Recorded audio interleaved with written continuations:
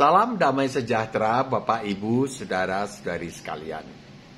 Demi tanggung jawab akan apa yang akan saya sampaikan berikut ini, perkenalkan nama saya Bagio Pramudito Tejo Yuwono, usia 74 tahun, orang awam, tinggal di Makassar. Nomor HP Japri saya adalah 0852 9898 1948.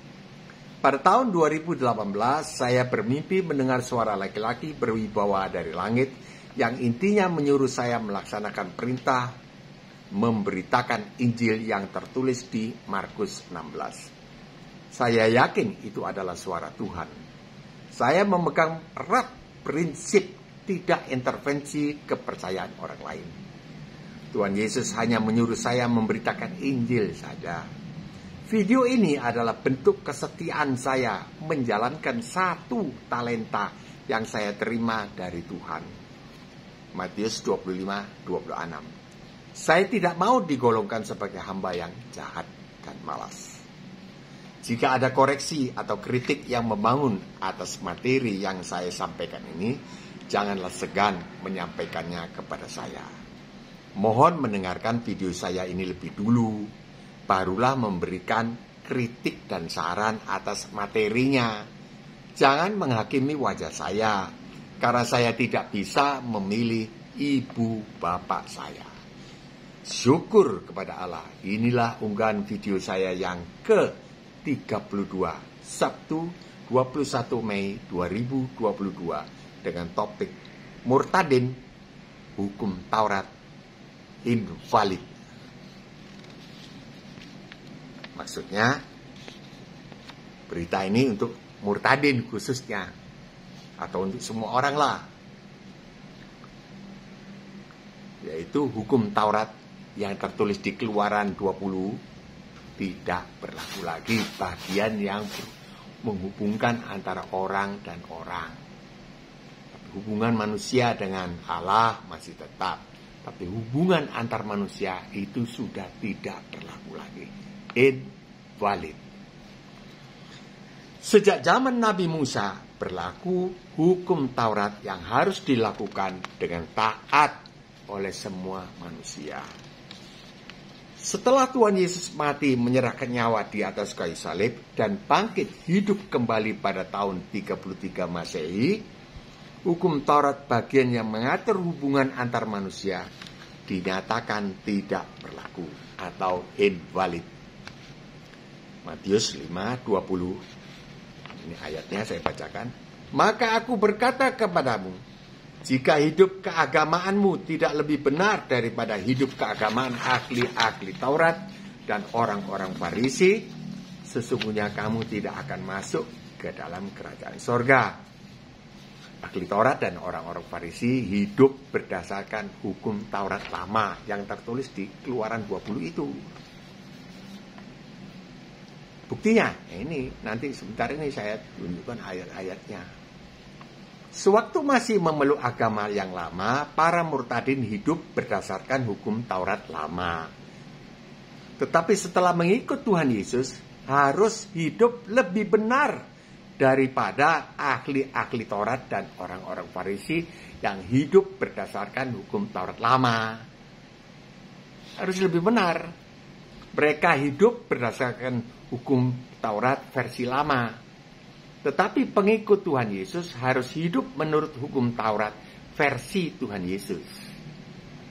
Saya tidak bacakan ayatnya lengkap karena diburu oleh waktu. Katanya jangan panjang-panjang. Bahasanya jangan panjang-panjang. Kalau bisa kurang dari 10 menit. Pengikut Tuhan Yesus harus hidup menurut hukum Taurat versi Tuhan Yesus. Jika tidak, maka tidak akan masuk surga. Artinya tidak selamat. Loh, kok kejam sekali? Bukan kejam, tapi harus hidup berdasarkan hukum Taurat yang rohani. Lebih tinggi tingkatannya daripada hukum Taurat lama yang bersifat jasmania. Tuhan Yesus memberi contoh. Matius 5:21, hukum Taurat versi lama, jangan membunuh. Lah kalau cuma marah, maki-maki, tidak diperhitungkan sebagai pelanggaran hukum karena belum membunuh, yaitu menghilangkan nyawa orang. Ayat 22 versi Tuhan Yesus, orang marah plus maki-maki harus diserahkan ke dalam neraka. Ini versi Tuhan Yesus. Jadi pengikut Tuhan Yesus harus hidup lebih benar, lebih mulia, harus jaga hati, jaga mulut.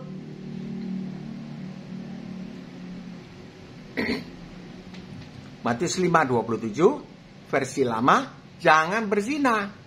Lah kalau cuma melihat perempuan lalu menginginkannya, terjemahan lama bergerak syahwatnya, tidak dianggap sebagai pelanggaran hukum sebab belum bersetubuh. Berzina bersetubuh dengan orang yang bukan pasangannya itu, yang dilihatnya tadi gitu. Ayat 28 versi Tuhan Yesus, jangan ingin berzina. Pengikut Tuhan Yesus, yaitu orang-orang yang bakalan pasti masuk surga, harus hidup dengan tingkatan yang lebih benar, yang suci rohani, bukan suci jasmani saja. Matius 5:31, hukum Taurat versi lama, menceraikan istri harus memberi surat cerai kepada istri, supaya bisa kawin lagi dengan laki-laki lain, istri itu. 32 versi Tuhan Yesus, jangan bercerai. Apa yang dipersatukan Allah, jangan diceraikan oleh manusia. Para pengikut Tuhan Yesus harus hidup suci seperti rencana Allah di dalam perkawinan. Tidak kawin cerai, kawin cerai, kawin cerai. Mana ya, berakhir di mana ya? Kawin. Tetapi hidup nikah sampai maut memisahkan. Matius 5:33, hukum Taurat versi lama, jangan bersumpah palsu. Ayat 34, hukum Taurat versi Tuhan Yesus, jangan bersumpah. Jika ya, katakan ya. Jika tidak, katakan tidak. Pengikut Tuhan Yesus harus hidup lemah lembut, tidak keras. Coba bandingkan dua kalimat berikut ini sebagai contoh. Aku berkata tidak. Aku tidak mengambil barang itu. Bandingkan dengan sumpah mati, potong kepalaku kalau aku mengambil barang itu. Rasanya yang pertama lebih baik daripada yang kedua, bukan?